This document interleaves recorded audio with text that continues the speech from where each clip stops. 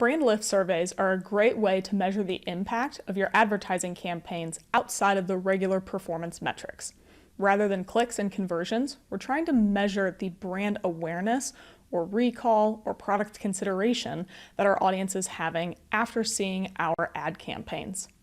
Brand lift studies used to be pretty difficult to set up. You had to have a channel rep for pretty much any platform, not to mention an additional tens of thousands of dollars on top of your normal ad spend to get them to run. But they've become a lot more easy over the past few years, especially in the social platforms. We actually recently just released a video about Facebook brand lift surveys, and if you're interested in that, you can check that out right here. But today I want to talk about LinkedIn's option. They recently released these, so now that you can run a brand lift study direct in the platform without needing help from any sort of LinkedIn representative, and you just need to have a minimum account spend over the course of time that you're doing the brand lift survey. So in this video, I'm going to run you through where you can create your brand lift study in LinkedIn ads, talk about the minimum requirements, and give you some advice for how you can set up your questions. When you're in the LinkedIn Campaign Manager for your account, the brand lift study is relatively easy to find. Many accounts will have access to this, but not every one of them. So if you don't see it, it's probably still being rolled out to you. But all we need to do is come over here next to the Campaign Performance tab and go to Testing. Any tests that you end up having set up in your account will show up here. And for the fact that they've created this entire section, this kind of indicates to me that later on down the line, there will be more testing options in LinkedIn. So I'm curious to see where that goes. But for right now, whether you click on this button in the upper right or this one in the kind of middle bottom of the page, if you click Create Test, it's only going to show you a brand lift test. So let's do that. The first section within a brand lift test on LinkedIn is going to be the test settings. And these first two fields up here at the top are going to be for you to name and describe the brand lift test that you're going to do. So your name can be pretty easy. You can name it whatever you want. Just as I've always told you on this channel, anything with naming convention, make sure that you have some sort of understanding what that is, not just brand lift test, because that's not super helpful. So if I were going to name this test, I would probably name it something like this. This way, when I look back on any of the testing results that end up being on that testing page, I'll know that this was a brand lift test. Again, I'm thinking LinkedIn is going to come out with other testing options. It had 2 questions, and I ran it in September of 2021. Pretty easy to figure out what's going on there just from the naming convention. And then in the field down below, if there are some consistencies with naming convention or it's not completely apparent, or even if you just are long-winded and you ran out of the 200 characters for the name, you can also add in a description, which is optional, up to 1,000 characters. So if you wanted to, you could potentially give any specific context to what this brand lift study focused on, either the metrics or maybe specific takeaways you were looking for, something along those lines. But either way, you have 1,000 characters to expand on that and add any additional context. The next section is where you get to determine how many metrics you want to measure, and by that, it directly relates to how many questions you want to ask. There's a slider bar that goes from 2 to 6, and you basically only get those options. You cannot run just a 1-question brand lift study, so you have to choose at least 2, but you can go up to 6. As I start to adjust this toggle, if I decide that I wanted to do maybe 4, you'll notice something changes. Now the minimum cumulative budget required went from $90,000 to $180,000. The long and short of it is, the more metrics that you want to measure, the bigger budget you have to have, all the way up to 6 questions for $270,000. Now, that might seem like a lot, and I know I mentioned in the intro that you had to have incremental budget in the past, but for this test, you don't have to have incremental budget, but it has to be applied within your account. So there are some eligibility requirements that you need to meet for the different budgeting sections, and it's actually pretty easy to see what you need to do and how you can meet the minimum requirements by utilizing this link right up here. You can see learn more about how brand lift tests work. So I'm going to click on this and open it up in a new tab. Here you'll see a pretty short intro about what brand lift testing is, but then the bulk of the information that I want to talk about for this portion is going to be in this how to qualify for brand lift testing section. If you have additional questions, this is a great resource. There's lots of information in these other 2 drop-downs, and then all of these are different links down below. For right now, I'm going to focus on this, and we're going to focus right on this section for right now. What it tells you is the minimum spend you need to have available. It says, while there's no cost for brand lift testing, you'll need to meet a minimum cumulative budget across your ad accounts campaigns to set up tests. This helps ensure that you can get meaningful test results. So for each brand lift test, you need a minimum of $90,000 or the equivalent in US currency, and you need an additional $45,000 for every additional question that you want to ask. We saw the example of that when I switched the toggle from 2 to 4 to 6 questions and the budget kept going up. The thing to keep in mind here is that your ad account's cumulative budget is calculated only through active campaigns. Drafts, paused campaigns, or archived campaigns aren't included in these calculations, so you can't skirt the system by jacking up the budgets on your paused campaigns. It has to be part of an active campaign. One other note is that there are different types of budgets on LinkedIn, and that will impact how your budget is being calculated to determine how many questions you're eligible to ask. In this table, you can see how LinkedIn will calculate your budget based on if you have daily budgets set up or if you're using lifetime budgets. And then there's also an option if you are using daily budgets on some campaigns, lifetime on others. If you're trying to determine what your eligibility status is, you can look into this table to try and figure it out. But as a little bit of a cheat, there is going to be a way that you can tell when you're setting up your own brand lift test. And I'll show you that here in a minute because the account I'm running in, 100% is not eligible to run a test yet. So let's hop back in there and finish out going through the different setup stages.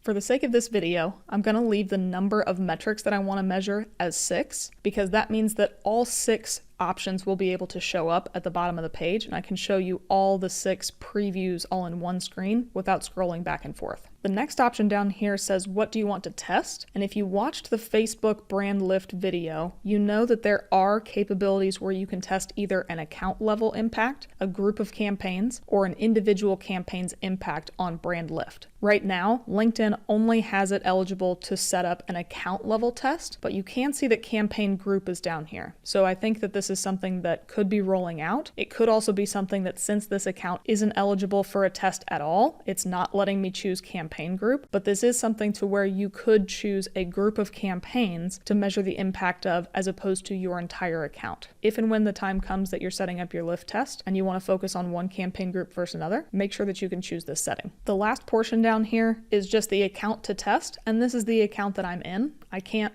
change this. There's no way to adjust it, but this is where you can choose which account that you want to test specifically. And then just for the sake of trying to make this a clean cut and the fact that we have to blur all this out, I'm going to scroll all the way down, but just to the point where you can still read this little text down here that says there are 18 campaigns, but we've got the account name blurred out, and then we'll be able to move on from there. Okay, here you'll see that there are 18 campaigns in this account. The total budget is only $22,500, so this account is not eligible to meet the $270,000 minimum. It's not even eligible to reach the $90,000 minimum with 2 questions. So like I said, when we were looking at the help article, you can do a calculation to determine where you are based on your daily, lifetime, or the combination of the 2 budget types. Or you can simply come in here, try to fill out one of these, and if you are not eligible, LinkedIn will tell you in really big red text. The last portion of the test settings is going to be the schedule that you are running this for. It says your lift test will serve for 90 days, and it's starting from the day after I record this video. You can adjust this to be whenever you want. If I wanted this to run, let's say we wanted to start on Halloween.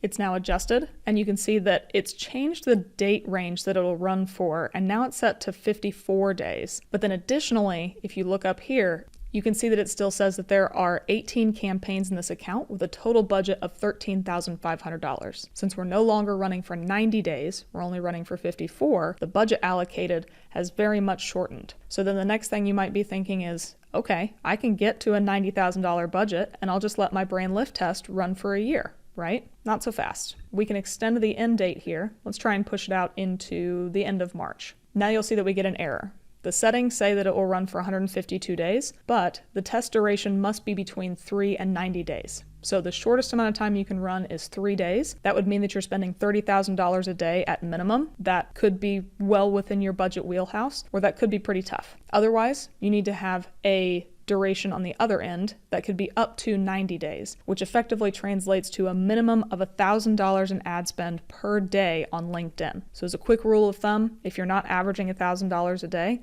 you're not going to be eligible for even the minimum amount of a brand lift study. But for now, we're just going to ignore all of the big red text that tells us that we can't run this test, and we're just going to keep acting like we can. The next section is going to be setting up your survey questions. And if you watched the Facebook video, you'll notice as we're going through this that this specific portion of a brand lift study is going to be far less customizable than what Facebook was. It's not ideal. We always like to be able to pull whatever levers we want, but just the fact that we even have a brand lift study that you can set up on your own in LinkedIn is pretty great in my opinion, so I'm not going to complain. The two main settings that we can set up here are going to be your brand name and the survey language. So survey language is pretty self-explanatory. Whatever you want the language for your questions to be based on who you're trying to reach, pick the appropriate language from the list here. And then the brand name is going to be what actually populates into the questions themselves. So for right now, you can see the default and required survey question, this question 1. The brand metric is going to be ad recall. Again, you can see it's required. And the question is, do you recall seeing an ad for, and then brand or product, online or on a mobile device in the last 7 days? You can then see the possible responses, yes, which is desired, no, or not sure. Basically, whatever you add in this brand name section is what's going to be populated into this bold bracketed portion of the question, and it'll do that for all subsequent questions as well. So for right now, I'm just going to add in paid media pros, and you'll see that the preview now shows paid media pros, online mobile app last 7 days. This is how the functionality will work for everything. You can see a preview for every type of question. So my only advice to you on this is to make sure that you're using a version of your brand name up here that matches grammatically with how the questions are going to be framed. Make sure it makes sense if somebody's reading it and it's not overly formal or confusing. Otherwise, you're not going to get accurate results, and then the test has been a waste. One last thing to know about how these are structured is about the possible responses. You'll see here that this is formatted a little bit differently, where yes is considered a desired response, and then there's no and unsure. When LinkedIn is calculating the statistical significance of your brand lift study on any of the additional questions, basically a desired answer means that there was brand lift for that user. And if it's not a desired answer, that means that there was not a lift in that specific metric. So when you go to see the results of your test, the main statistical calculation is going to try and show you that yes, there was a lift and no, there wasn't. And what LinkedIn is trying to do here is to tell you if there was a lift, it's because somebody answered yes for this first question. If there was not a lift, they could have answered either no or not sure.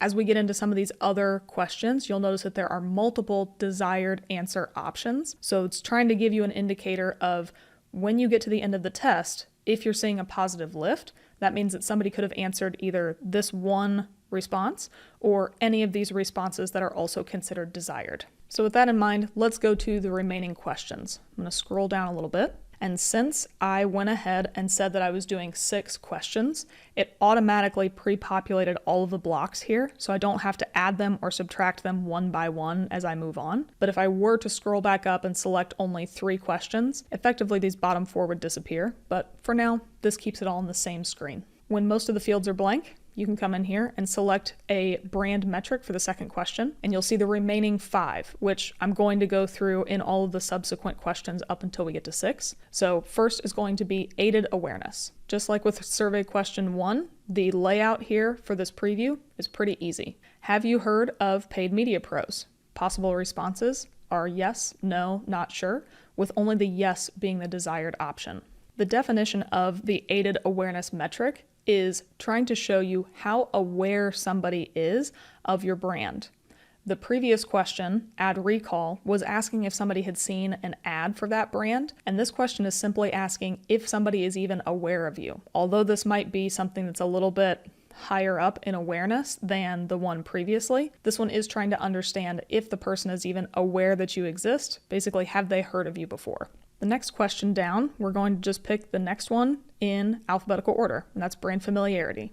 The question for this one will be, how familiar are you with paid media pros? And the possible responses, we get our first one with 2 desired options, which is very familiar or somewhat familiar. And then the ones that are the not desired answers are, I've only heard of the name or not at all familiar. So going beyond the general awareness that we're asking about in question 2, familiarity is trying to determine, are they aware of you, but also do they feel like they have any understanding of who you are at all, or do they feel completely in the dark? Going through the remaining 3 questions, I'm going to scroll down here, and question 4 is going to bring us to brand favorability.